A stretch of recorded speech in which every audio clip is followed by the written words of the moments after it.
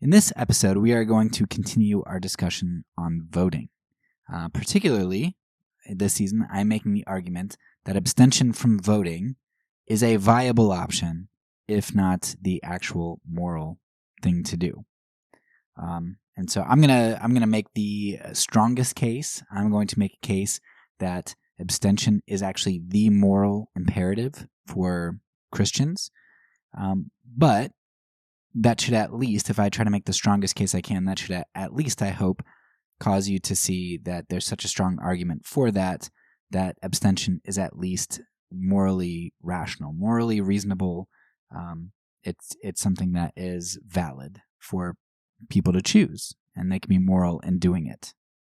So I told you in the last episode that for today's episode, we were going to talk about consequentialism, and I told you that I think this is probably the most important thing that you can kind of wrestle through. So before we get to our repeat episode, because it's all the way back from season 2, it was season 2 because I thought it was such an important issue, and I recognized that consequentialism was at the crux of so much Christian decision that I did a whole season on it. And so I think it's so important. And before I jump into that, I want to kind of prep you for what you're about to hear and explain why this is so important, and kind of give you a heads up of what to look out for. So consequentialism, I think before we get into it, it's helpful to know what consequentialism is. Consequentialism is basically just saying that the consequences, the results, what happens, the ends are going to help us or be the basis for us to determine what choices we make, the means that we use, right? The ends justify the means. That's basic consequentialism, or sometimes people call it pragmatism. But you can be pragmatic. Being pragmatic is not always immoral, right? You look for the most efficient way to do things. But if efficiency is driving your moral compass, that can oftentimes be a problem. So I think consequentialism is really at the heart of a lot of Christian decisions today. And so it's going to be really important to understand this because, especially in relation to politics and voting, consequentialism just drives it. So there are a lot of problems with consequentialism, and I'll lay out 7 or 8 of them really briefly before I dig into those in the repeat episode.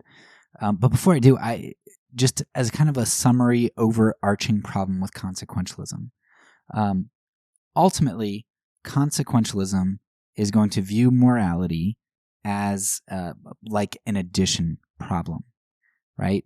1 + 1 = 2, right? So if I have candidate A worth 10 moral points and candidate B worth 100 moral points, well, of course, I'm going to add candidate B, who's worth 100, because that's going to give me a larger equation, right? It's going to give me a larger number, and therefore a greater good. And if it's a greater good, then I'm doing the right thing, aren't I? However, I would argue that consequentialism or morality is a lot more like a multiplication problem. If you are going to multiply by 0, right, which is evil's factor, then you're going to end up getting 0 no matter how much you multiply it by, right? And as a Christian, holy integrity is a part of what we are called to do. And so we don't multiply with evil. Like, that's just not something that you do. And over here, Christians are trying to add and say, well, it's not that evil. My number is big enough to warrant the evil that is there. And so it's a really simple way of putting it. But in this episode, I think you're going to kind of see where those underlying problems are. But if you kind of see addition versus multiplication, I think that's a really helpful shorthand to kind of understand what's going on with consequentialist morality. Or the way that I put it elsewhere to simplify it even further is, if you've got a batch of brownies and you put some poop in it, you go find some like dog poop in the yard and put some poop in it, how many drops of poop is it going to take for you not to eat those brownies. It's just going to take one drop of poop, right? The whole pan of brownies are defiled. And that's a little bit reminiscent of the movie if you've ever seen The Help, right? She makes those poopy brownies. So is morality like having a hair in your soup that you can kind of just set off to the side? Or is it something like having poop in your brownies that just mixes in and defiles the whole thing?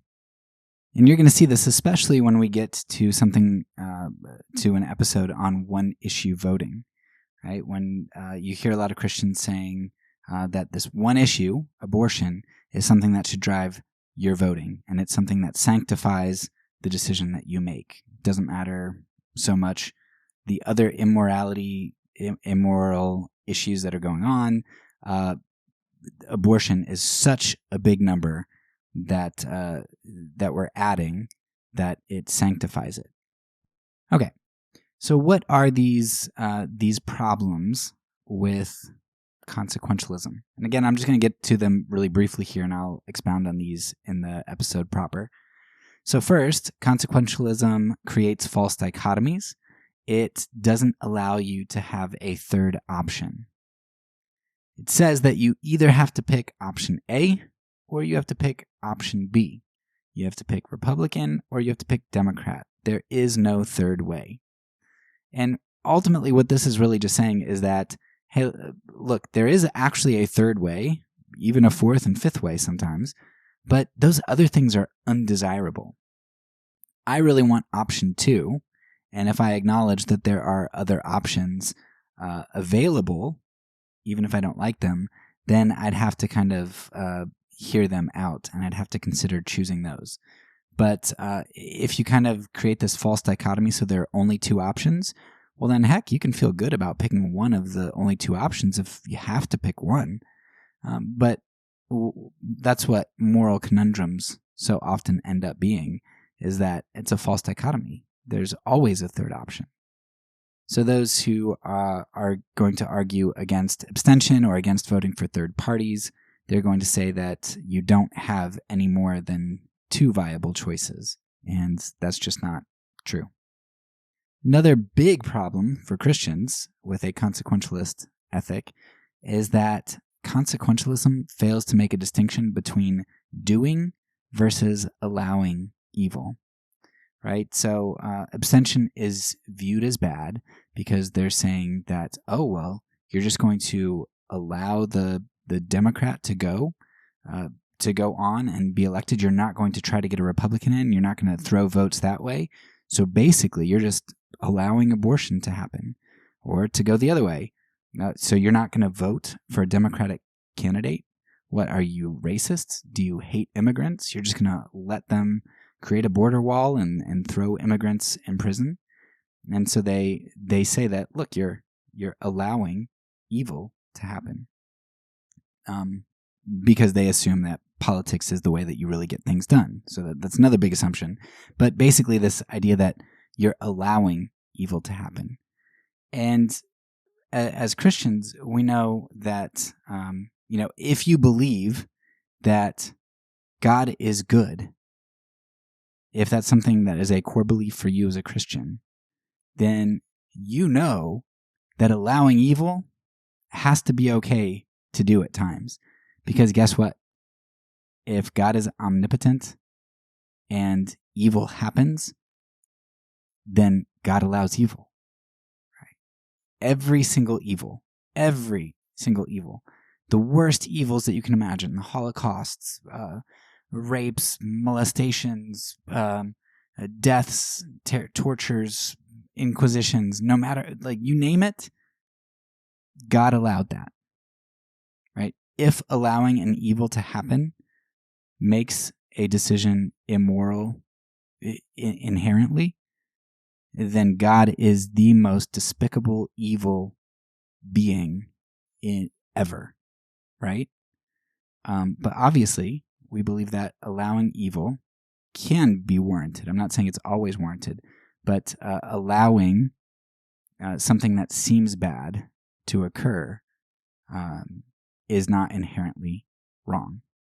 And I don't have time to get into theodicies and all those sorts of things to don't get on this sidetrack of trying to think about God and the problem of evil and all that stuff. That would be a completely separate discussion. So if you're not a Christian and you want to say, well, look, God is really evil because he allows evil, that's a separate discussion. But the point here is for Christians, if you believe in a good God, then you got a big problem being a consequentialist who believes that allowing evil is a problem. Third, consequentialism makes morality subjective.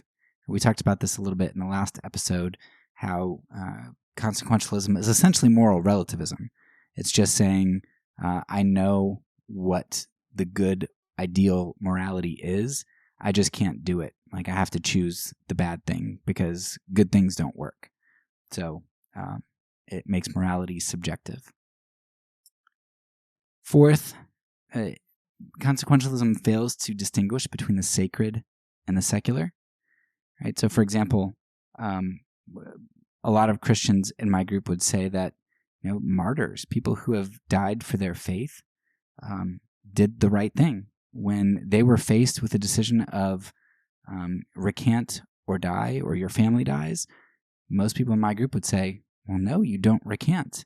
It's like, well, what good does that do? Just say, sure, I recant, and don't get burnt at the stake. Just recant and don't have your kids get killed, right? Recant and don't go to prison so you can't support your family, like happened in so many communist countries, right? Just recant. What use is it to stick to your guns and not recant? It just takes a second to just recant. You don't have to mean it. But then, right, that's the sacred realm. But then in the secular realm, Christians are faced with immoral candidates, egregiously immoral, I'd argue. And they're like, well, we can't maintain integrity at this point. We kind of have to, right, because we need to be useful. It's like, well, man, you have two different moral ethics then in the sacred versus the secular. And that seems to be really problematic and hypocritical. 5, consequentialism throws off faith in God's sovereignty, right? And because it doesn't, think of Shadrach, Meshach, and Abednego, they refuse to bow down to Nebuchadnezzar. And again, just bow the knee, right? You don't have to mean it. But no, they said, we're not going to do that. And they said, hey, look, God might not save us from this fiery furnace, but only he is able to, and he can if he wants to. And God did save them, but their point still stands. There are a lot of people who have not been saved by God from those situations in which they've done the right thing, the good thing. And we always have to have faith that God will prevail, either by saving us or by using our sacrifice somehow. Right? Think Joseph. He was sent away into slavery for decades before he recognized, oh, wow, God sent me here before my family so that I could preserve them, so I could save them plus the rest of the known world from famine. But he could have never known what results were going to happen. And most of us will never get to see what happens 50 years, 100 years later. We don't know how God is going to use our decisions. And so consequentialism says, hey, I need to go with the decision that might have a little bit of immorality, but I think is going to produce results that I can see, versus saying I'm going to choose the path that I can't imagine how good's going to come out of it, but I know it's the right decision and trust that God is going to save, preserve, or use this for good. 6, consequentialism undermines the defense of theodicy. Right? It really hinders our ability to defend God from the problem of evil. Because either you should always stop evil, and God doesn't, or you have to say that, well, no, God does engage in evil in order to produce the greatest good. Which one is it? Either of those are really problematic for Christians. And finally, I think what is a very interesting argument maybe not as powerful as the other ones. But if you're a consequentialist, like altruism can't exist for you. Not ultimately. Like you can never do the good thing.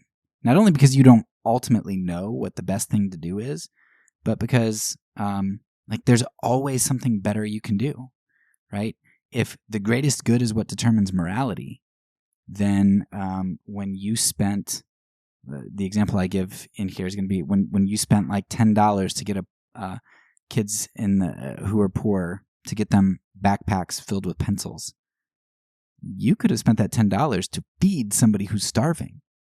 Well, you didn't do the greatest good giving backpacks, right? So was it really good? No, actually, it was evil. It was evil because you didn't choose the greatest good, which was to help starving kids. And so on a consequentialist moral ethic, everything you do is immoral, and you can't really be altruistic because there's almost certainly going to always be something better, some greater good. All right, so in this episode, I'm going to basically say all those things but expound on them a little bit more.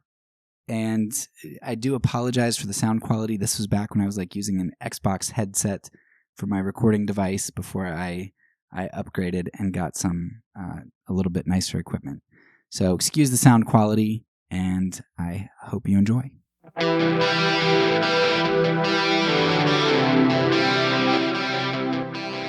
Welcome back to the Fourth Way podcast. We are continuing our series on consequentialism with a look at the lesser of two evils justification. In the last episode, we concluded that the Christian's call is faithful holiness and an adherence to the means that God prescribes, God's holy will. Obedience is better than sacrifice. Faithfulness, not effectiveness. That episode is perhaps the most crucial in understanding my overall case, because if you don't agree with what God has called us to, then you're probably going to disagree with how then we are to live. So in the last episode, we set up a positive case for Christian faithfulness. In this episode, I'm going to kind of do the opposite. I'm going to tear down consequentialism as expressed in the lesser of two evils ethic. So the lesser of two evils you're probably familiar with because we use the phrase fairly frequently, right? Well, I guess it's the lesser of two evils. And that ethic is at its heart consequentialist, because it says that, if I have to pick an evil, I'm going to side with the evil that isn't as evil as the other one. Or I'm going to side with the evil, the other way that you can put it is, I'm going to side with the evil that does more good. More good, less harm. So this ethic says that when we are faced with a scenario in which only undesirable outcomes are available, the moral means we must choose is the one which brings about the least amount of evil. If you think back to our MASH conundrum, that was that example, where some people would say smothering that baby to save the 50 lives was better than allowing 51 people to die. Or in our last presidential election, I heard it all the time, where people would say, hey look, Hillary or Trump, I don't like either choice, but I'm going to go with the lesser of two evils, so I'm going to vote for Trump. It's okay to embrace something that one identifies as evil if it brings about a greater good. So in the elections, for instance, right, if Hillary is evil and Trump is evil, or if the Democrats and Republicans are both evil, then you're essentially saying that if you vote for one of them, it is worth it to embrace an evil so that the other evil doesn't get in. Now, on the surface, the lesser of two evils ethic sounds like it's really good because you're accomplishing something good. You're preventing worse evil from occurring, and you're kind of doing some good. Even though you're embracing an evil, you're really also avoiding larger evil. So that sounds like it's really good. But there are at least 8 problems with the lesser of two evils ethic that I've identified, and I'm not a philosopher. I do this in my spare time, so I'm sure that other people great minds who would put their minds to this, could probably come up with many more. But these are the ones that I've been able to identify at the moment. First is that in a consequentialist assumption, right, it's that I have to choose between a lesser of two evils. But I can't for the life of me think of any scenario where you literally only have two options available to you. If you listen to the pacifist episodes, the nonviolent series, then if you listen to part 2 of the one about intruders coming into your house, there's that same false dichotomy there that you only really have two options. You either do nothing or you act violently. Same thing in the election with President Trump or Hillary, right? You only have two options. Well, no, you don't. You have many more options. Depending on in your state, if you had third-party candidates, you had however many options there were for third-party candidates. And if all of those were evil, you had the choice to abstain. Now, we can talk about whether abstention is moral in elsewhere, and I've written a bit about that.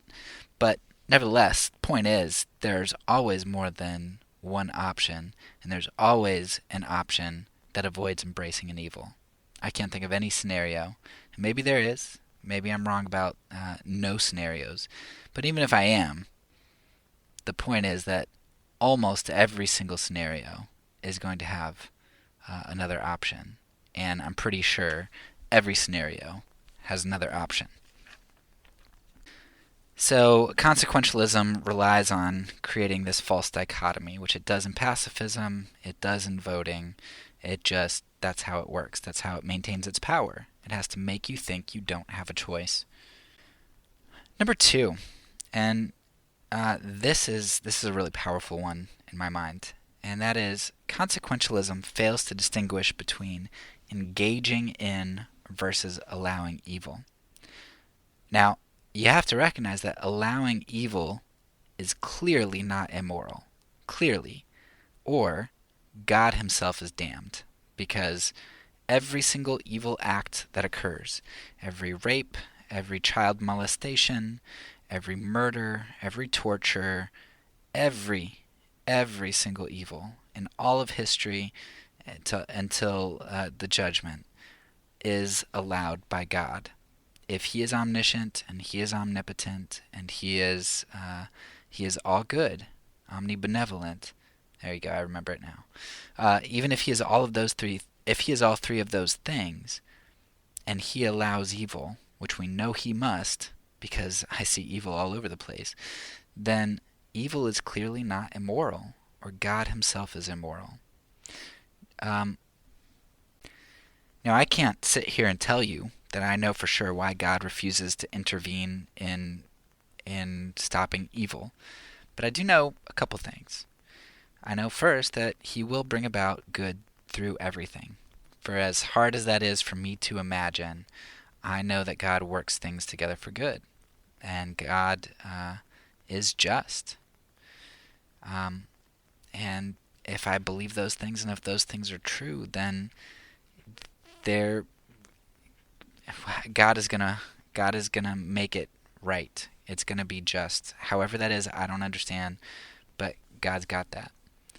And another thing that I know is that God will not do evil to bring about good. If God is omnibenevolent, if God cannot do wrong, then he will not do evil to accomplish those things. So he allows evil to occur, but God himself does not participate in it.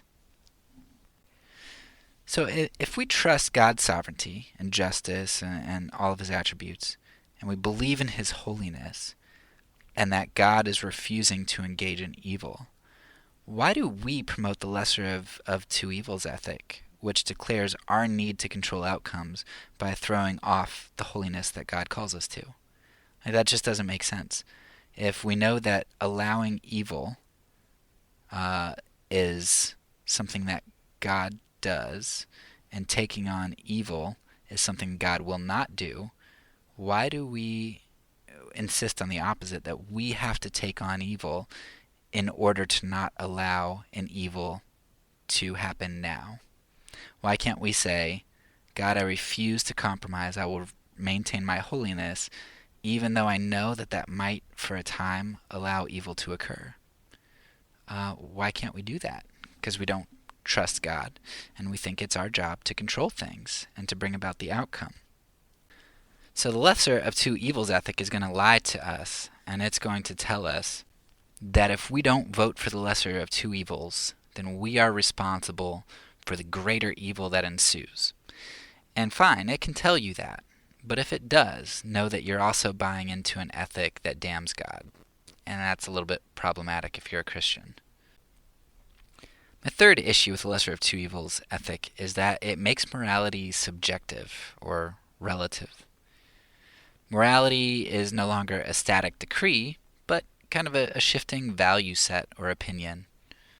In elections, Republicans, conservative Christians are going to define the greatest good as things like upholding traditional marriage or stopping abortion. Democrats are going to define the greatest good as helping the poor or combating injustice, indiscrimination, or combating discrimination, and taking care of the earth. So they both feel like they're doing the greater good and the lesser evil, even though the Republican Party takes on some things that I think are problematic for Christians, like its view on refugees and immigrants, or the way that it panders to the wealthy and creates more disparity between classes. And for the Democrats, abortion is by far the biggest thing. I think that's just a huge problem for Christians. So, but everybody thinks that they're doing the greatest good because they get to define what the value set is, what things. They all know that they're compromising on some things, but it's okay because as long as the scale is weighty enough on the goods, we can overlook the evils of each party or individual. Christians on each side are willing to sacrifice some morality and prop up some evil for the greater good that their party or candidate seeks. And who's right if they're all wrong, if they're all engaging in some clear evil? If they've all compromised with some sort of evil, yet label their position as good, like who are we to believe? What's the value set if it's all compromised? Now, if as a liberal Christian I can say that abortion is just evil, but you know what? To get less discrimination and to fix some of these race things, and there are a lot of things that I don't like that the Republicans do with wealth. I need to kind of go with abortion here. I don't like it, but I'll take it because it gets me enough of the other good things that I want.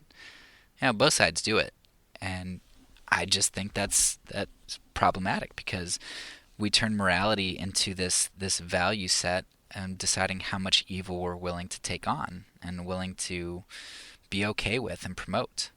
And that's relativism. Fourth problem I have with the lesser of two evils ethic is that it creates a moral distinction between the sacred and the secular. Now, I'm going to make a bold statement here. People who adhere to the lesser of two evils ethic, who think that that's a legitimate ethic, they know intuitively that their position is wrong. And I think I can prove that. So, martyrdom is something expected for Christians if they're faced with it.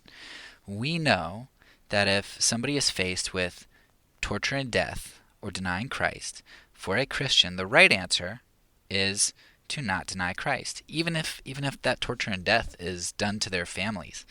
The right answer is to not deny Christ. We can empathize with people who deny Christ. We can not know what we ourselves are going to do, but we know that the moral thing to do, the right thing to do, is not deny Christ. And that's going to be true even if they do bad things to your family, even if nobody witnesses it. If somebody comes into my house, I'm all by myself, and they're going to torture and kill me and my family, and nobody else is around to know that it happened, to know why we died, and no good can come from it that I can perceive, because nobody's going to know the story. Or if, like in Romania with Richard Wurmbrand, however you say his name, his family was left in great need because he was in jail for a long time. What good does that what good does that do them? The right answer, no matter what use it is, what use I perceive it to be, the right answer is to profess Christ and not deny him. So we're supposed to be willing to sacrifice our lives pointlessly for Christ as martyrs, but we don't view the maintaining of faithful holiness in the political sphere as a sacrifice we're called to make as a testimony to our true Lord. So we think that it's good to sacrifice our lives for Christ, even if there's no good that comes from it, right? We will not compromise on our faithfulness, on our testimony. Yet for some reason, in just about anything else, we view that compromise is sometimes necessary to do good, right? That compromising our lives. So we don't compromise our what we say with our mouth. We're not willing to do that, but we're willing to do it with our actions. And that seems problematic to me. I don't think there's this distinction between the sacred and the secular, because we're in God's kingdom and everything is sacred. Our lives are sacred. And so the way that we live our lives is supposed to be sacred. There's not a distinction between being faithful in martyrdom and being faithful in whatever else God calls us to, whether that's loving our neighbor, hiding Jews against the Nazis at the risk of our own lives, or any number of other things, right? There is not a distinction between professing Christ with our mouth and professing him with our lives. Our whole lives are to be dedicated to God and testimonies of him. Fifth problem I have with the lesser of two evils ethic is that it undermines God's sovereignty, omniscience, and wisdom. Consequentialism can only act on perceived ends. So when basing my morality on the ends, I can never really guarantee the rightness of my action. I am performing an action because I think this is the result it will give me, and I think that is the best result. So I basically base my morality on hypotheticals and guesses, rather than on what I know God's will is for my life, and trusting in his sovereignty, omniscience, wisdom, and goodness, God will bring about the best results by wielding me and my faithfulness. So with the election, the last election, who knows what electing Trump will do? Maybe it will do something awesome. Maybe there will be a revival for however that comes about through his presidency. But at the same time, maybe it'll be terrible. Maybe it's going to tick a whole nation off. People are going to think that Christians are hypocrites. People are going to be liberals are going to be really scared, and now they're, when they get power back, they're going to ramp up abortions. They're going to increase persecution, all kinds of things. Who knows? And that's the point. We don't know what our actions are going to do, which is why we don't base our morality, not why we don't base our morality on what we think the ends are going to be. We base our morality on what God says, first of all, but this is just one reason why it's ludicrous to base morality on hypotheticals and guesses, because we don't know. But we do have a God who is sovereign and omniscient, who does know, and who can wield our faithfulness, even if it seems ineffective and stupid. So it's just ludicrous to base our morality on a lesser of two evils ethic and compromise ourselves, because we don't know what the best thing is, and we don't know what outcomes will happen and what results it will have. So we may remain faithful.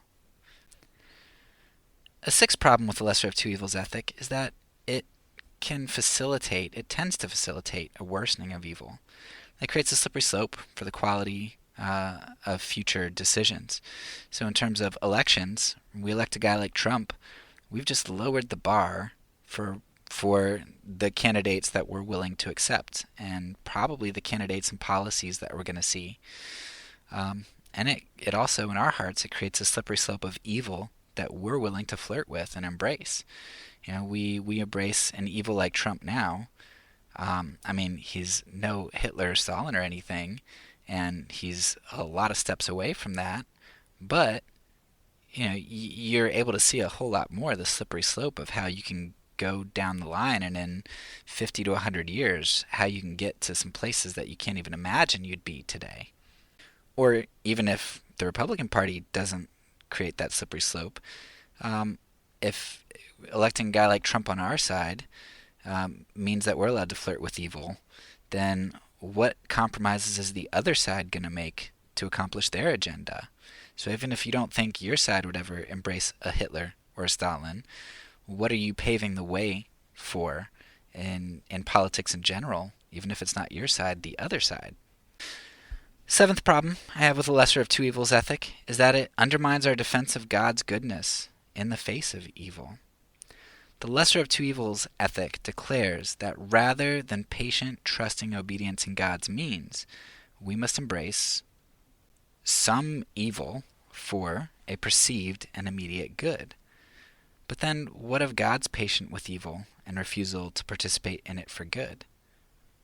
The lesser of two evils ethic declares that immediate good is the metric for morality, a metric which we talked about in, I believe, point 2, that God then fails. And that's a big problem for theodicies because they're undermined by a lesser of two evils ethic. If immediate outcome, immediate goodness, is what makes something good, then what theodicy doesn't fail? The soul-building theodicy fails because, God is willing to put up with evil because it helps to prepare our souls for heaven. The free will theodicy would say that God is willing to allow us to have free choices, but then that means he's willing to put up with evil because he values freedom. So every theodicy fails if it's immoral to not stifle evil immediately. And finally, this is kind of a kick in the pants to the lesser of two evils ethic, because this is one where it has to kind of go on the defense. Because if the lesser of two evils ethic is going to say that morality is determined by the greatest good, then there's no such thing as altruism, or it's almost impossible to be altruistic. When I bought backpacks for the local school children in need, that was very nice of me. But you know what? That same money, I could have bought like a month's worth of meals for a kid in Africa so he didn't die. Giving a kid backpacks for school versus giving a kid 30 days to live. What's better? Well, it seems pretty clear that helping the kid live for 30 days is better. When you start to judge things by the greatest good, it makes doing good nearly impossible. And while that doesn't disprove the lesser of two evils ethic, it's going to create some bigger problems later. When we look at this in episode 17, I'll bring up one of the conundrums that an atheist pro-choicer brings up is if you're in a fertility clinic as a Christian, and there's a fire, and there's a toddler in one room and 1,000 embryos in another, fertilized embryos, who do you save, the toddler or the embryos? Nearly all Christians say the toddler, and that's my inclination too. But if you're a lesser of two evils person, you got to go with the embryos. Even if there are 2 embryos, you go with the embryos. You create some pretty big problems for yourself by embracing a lesser of two evils ethic, and you make good nearly impossible because just about anything you do is never the greatest good.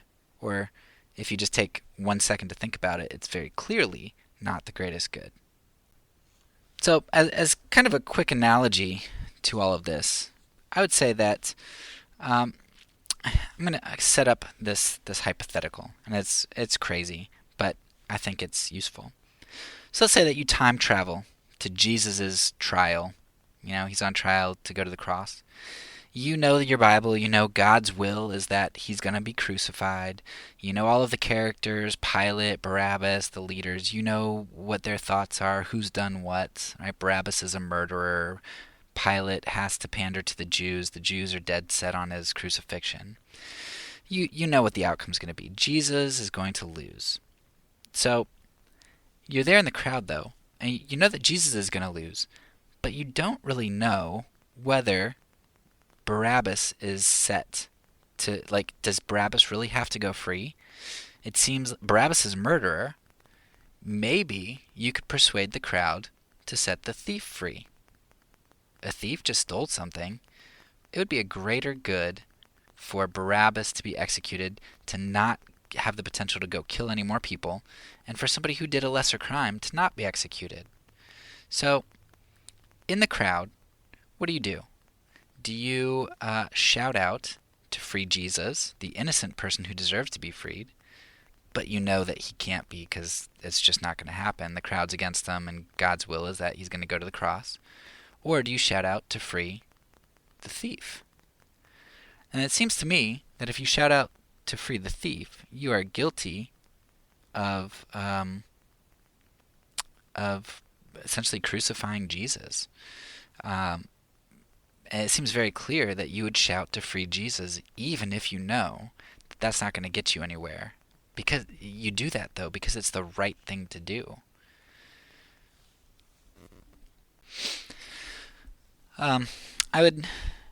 We'll close with just a reference to Yoder. I'd strongly recommend reading some John Howard Yoder on the politics of Jesus, and he talks a lot about how we seek to control things, and that's really the first sin, and it's our continued sin, is just trying to control things and thinking that that's our job and that's what creates morality. So I'll leave some links down there for you to read some Yoder. But hopefully you can understand now why I have such a problem with the lesser of two evils ethic. It just doesn't work. It breaks down. It doesn't provide us with a coherent Christian ethic. But we Christians, at least Christians in America, man, we love it. It's our go-to to help us feel effective by embracing evil. But my charge to you is to be faithful. Obedience, not sacrifice. Faithfulness, not effectiveness. That's all for now. So peace, because I'm a pacifist. When I say it, I mean it.